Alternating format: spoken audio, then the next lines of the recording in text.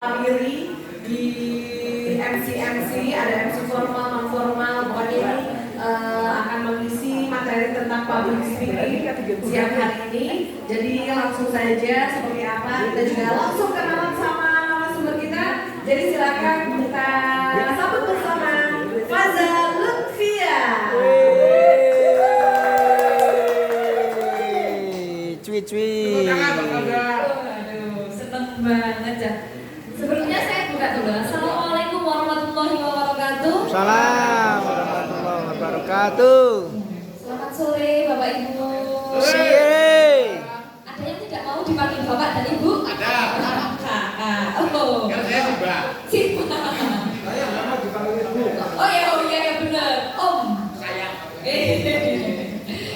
Baik, selamat sore Bapak Ibu. Mohon izin hari ini saya mengisi subtema public speaking. Sebenarnya ini lebih ke Mbak Mita ya, tapi karena Mbak Mita di sini malah disuruh MC, akhirnya saya disuruh Mbak Dali. Gitu. Oke, hari ini sudah dikenalkan Nama udaranya sih itu nih. nama udaranya. Nah, saya nama udara laut, bawah tanah, serta Lutfia Pak. Oh gitu. Oke, jadi nggak ada perbedaannya. Oh ya siap. Iya Pak, tapi akhir-akhir ini saya dapat julukan dari teman-teman panggilannya Faza Uhuy. Oh, sing uhuy. Ya. Jadi Pak, sebenarnya saya sarjananya bukan sarjana komunikasi.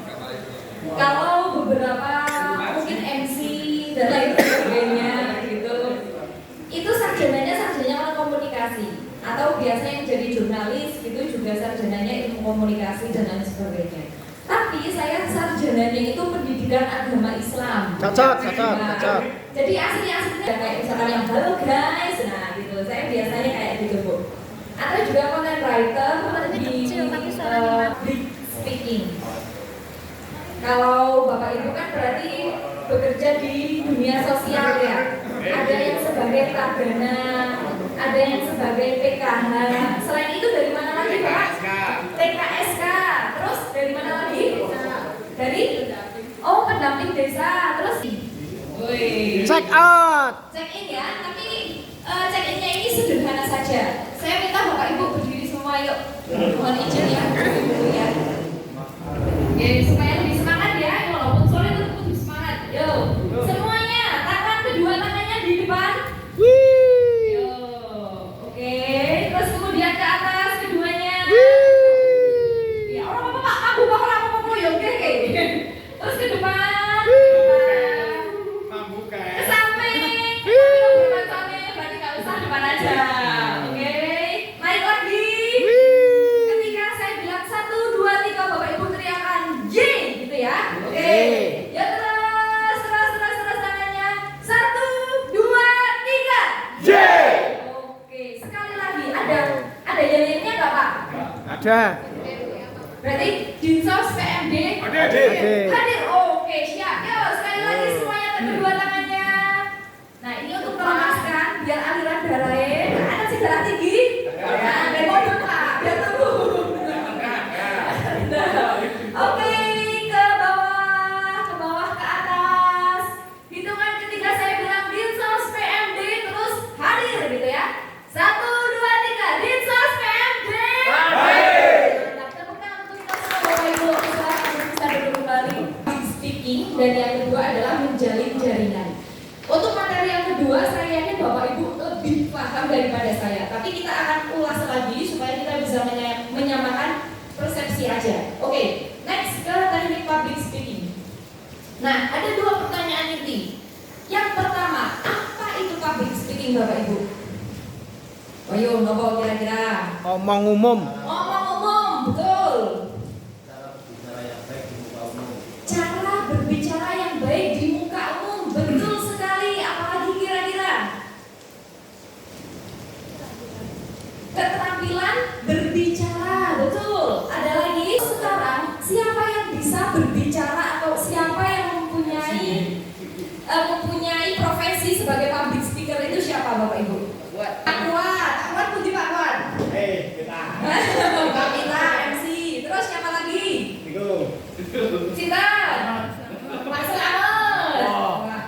bisa jadi public speaker? Bisa. Bisa.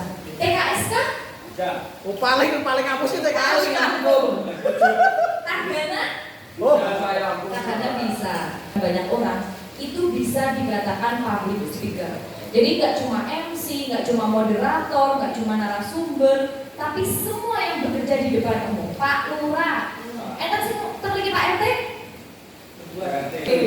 Nah, kalau menurut kamus itu public speaking adalah seni, ya, seni proses menyampaikan informasi di depan umum dan seni komunikasi lisan secara efektif dengan melibatkan pendengar. Lisan. Kalau berkomunikasi lewat tulisan itu nanti namanya content writer, jurnalis, wartawan itu. Tapi kalau secara lisan itu bisa dikatakan sebagai public speaker. Ngomong langsung, ono suarane, itu berarti public speaker. Next. Nah, kira-kira apa sih kuncinya supaya apa yang kita sampaikan dan ketika kita berbicara di depan umum itu bisa didengarkan? Nah, yang pertama, ya, verbal atau kata-kata. Sebenarnya apa yang akan Bapak Ibu sampaikan itu hanya menyumbang 7% agar orang-orang itu bisa tertarik dengan Bapak Ibu. Paham ya sampai sini ya? Paham. Jadi cuma 7% Bapak Ibu. Kalau itu kayak suara, artikulasi, intonasi. Artikulasi jelas nggak ngomong M sama N, R sama S, A, I, U, E, O. babi Itu. bu bebo. Intonasi juga. Itu menyumbang 38%. Nggak jelas kayak misalkan kalau misalkan suara artikulasi intonasi itu menyumbang 38%. Kalau visual ya paling sempurna lah. Itu kira-kira tertarik nggak? Nggak kan? Terlalu cepat, kemudian artikulasinya tidak jelas. Nah, itu biasanya kurang menarik.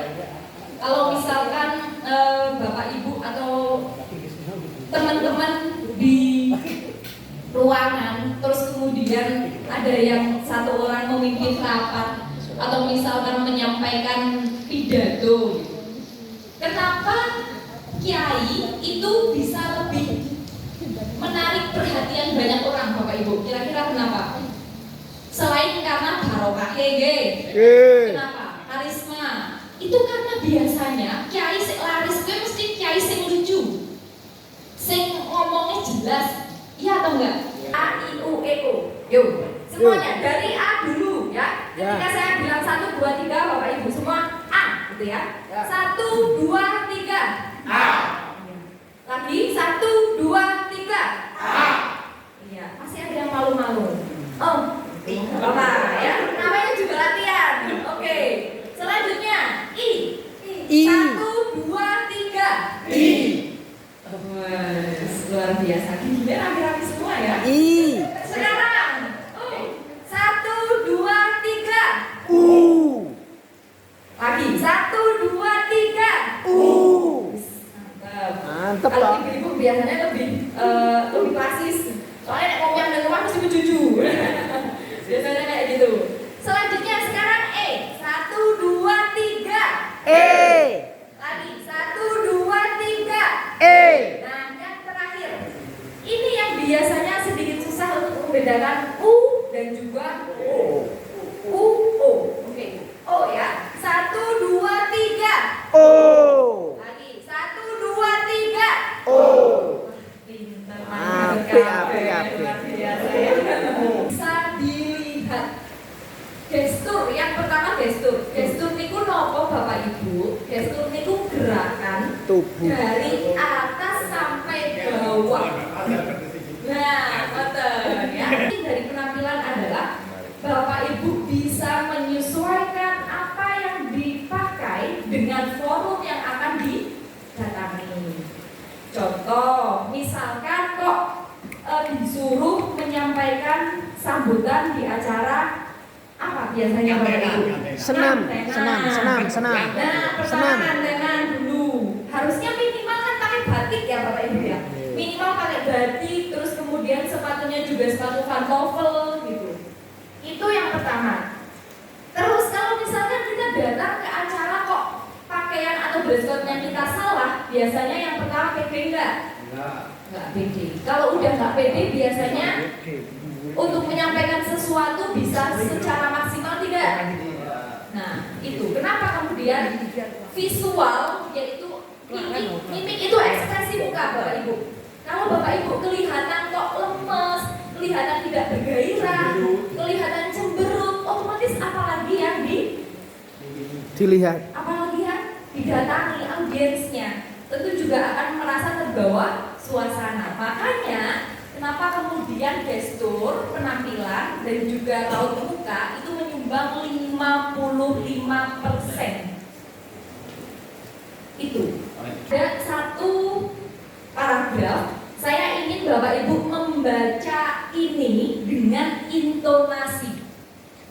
Tadi ya, kalau intonasi itu kan naik, rendahnya nada, terus kemudian kejelasannya, artikulasinya seperti apa gitu. Nah, saya ingin Bapak Ibu semuanya membaca ini. Bisa dibaca? Bisa? Oke, saya kasih waktu 1 menit terlebih dahulu untuk nanti salah satu dari Bapak Ibu semua untuk bisa praktek. Bisa dibaca dulu. Kadang ada nggak sih? Nggak ada ya. Yang Bismillahirrahmanirrahim, saya mencoba ya bapak-bapak ibu-ibu ya. Jangan diketawain loh. Esensi mendasar dari kemasan pembangunan kesejahteraan sosial melalui berbagai pelayanan adalah pemerataan kesejahteraan hidup seluruh komponen bangsa dengan standar hak asasi manusia. Sudah cukup sampai situ aja, Pak. Udah kita udah nyerah, Pak. Tuh, suara kuat. Gak apa-apa, Pak. Kasihnya yang benar, kasihnya yang mati banting langsung gitu ya. Ya, saya mengajarkan Mbak Rita. Dengan basis hak asasi manusia, kualitas pelayanan sudah menjadi tuntutan. Pelayanan sosial sebagai tuntutan hak asasi manusia sangat penting. Dan kualitas pelayanan yang baik menjadi keharusan yang tidak dapat dipungkiri. Nah, ini contoh yang baik, Pak. Ada lombanya ya. Nah, itu adalah salah satu cara untuk kita berlatih ngomong supaya artikulasinya jelas. Gitu ya. Oke, next, Mas Ito. Nah, ini dia. Tekniknya saya rangkum menjadi 5 langkah. Yang pertama jelas percaya diri. Gimana cara kita bisa seperti Mbak Mita, gimana cara kita bisa menjadi MC dan lain sebagainya. Yang pertama pasti percaya diri dan jam terbang. Ya, kalau Mbak Mita kan sudah sepuh ya, jadi kornya, jadi sudah tidak usah diragukan lagi. Itu pasti percaya dirinya yang pertama. Makanya kemudian yang orang acara dinsos mesti nyanyi sopo Mbak Mita. Nah, itu karena percaya dirinya wis kelewat lah pokoknya. Wis pede banget pokoknya. Itu. Terus yang kemudian selanjutnya teknik vokal. Tadi ada juga kecepatannya, artikulasi dan lain sebagainya. Cara praktiknya gimana Bapak Ibu ya kan? Membaca. Jadi nggak usah malu-malu untuk membaca, misalkan berita kok dibaca agak keras itu nggak apa-apa. Terus selanjutnya ekspresi dan gestur, ya. Ekspresi itu gimana ya? Muka kita. Jadi gimana cara kita senyum di depan orang, terus kemudian cara menatap orang-orang supaya terlihat bahwa kita sangat menghargai di forum ini. Yang keempat adalah komunikatif.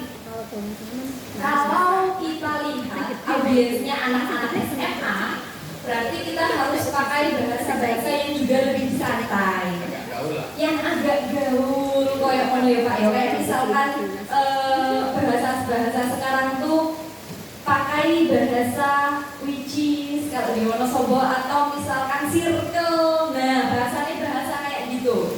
Terus yang terakhir adalah let's do it. Sudah berani, sudah latihan teknik vokal, sudah berekspresi, sudah komunikatif, tapi nggak dipraktekkan, ya percuma, gitu ya. Apa yang harus kita lakukan ketika kita akan berbicara di depan umum? Yang pertama adalah kita harus tahu siapa audiensnya. Minimal kita tahu umurnya berapa, biar bisa disesuaikan. Itu. Terus yang kedua acaranya formal atau non formal. Boleh nggak misalkan kita guyon-guyon di dalamnya? Kayak itu. Terus yang ketiga komunikasi dengan panitia acara ini sangat biasanya ada ketentuannya, penghormatannya siapa, orang yang harus dihormati, ada tamu penting tidak, terus ada baju yang harus dipakai misalkan harus warna apa, atau kemudian batik dan lain sebagainya. Dan yang terakhir kebiasaan acara sebelumnya. Biasanya kalau ini acara HUT, misalkan HUT Dinsos, HUT PDAM, terus kemudian HUT BRI. Biasanya kebiasaan acara sebelumnya misalkan ini Mbak kita ada jargon yang sudah bertahun-tahun gitu. Atau misalkan Mbak kita biasanya di acara ini nanti ada surprise dan lain sebagainya. Nah itu berarti kita harus menyesuaikan. Salah kalau biasanya berbicara di depan umum itu apa saja Bapak Ibu? Grogi, ya jelas. Terus ini adalah hal yang sangat krusial. Jadi materi itu harus tahu. Baca dulu, atau biasanya kalau Bapak Ibu kan.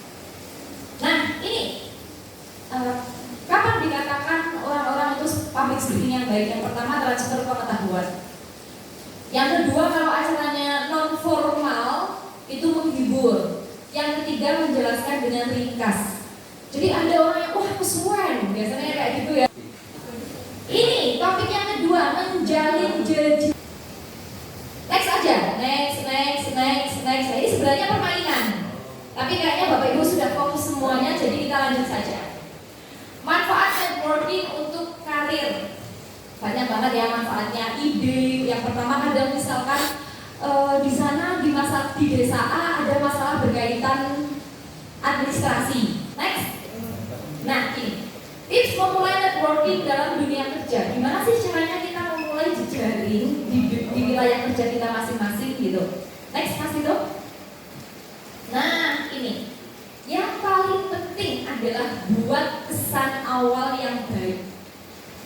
Jadi kalau misalkan di awal ketemu kok sudah mukanya Masam. merut ya, wah misalkan opone duitnya hilang, wah terus malah ngomong-ngomong dan lain sebagainya, itu juga biasanya akan membuat orang padahal misalkan asli dheweke ramah, misalkan Pak Slamet kayak aslinya ramah, aslinya apian, nyelidiki duit gitu ya, tapi kok pas ketemu awal itu mukanya masam,